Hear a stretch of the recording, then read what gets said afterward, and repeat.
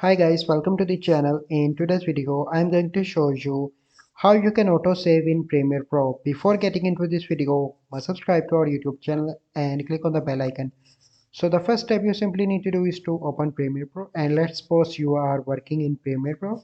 So let me select a random video. So okay, and let's suppose I am working on the video here and I want to autosave. You simply need to click on edit first, and then you need to click on preferences, and here you need to click on general. So once you are on that page, so here you can see the option of auto save.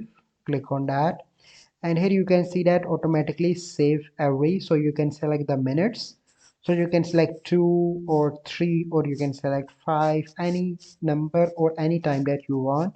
So if you are doing work on Premiere Pro and accidentally you close Premiere Pro or some issue happens, so you have the work saved for you, that is doing, so you can see that automatically save every 2 minutes. Click on OK. So now it is completed. So this is a process by which you can auto save in Premiere Pro. I hope you find this video helpful. If you find this video helpful, must like this video, subscribe to our YouTube channel for future videos. I'll see you in the next video. Thank you. Have a good day.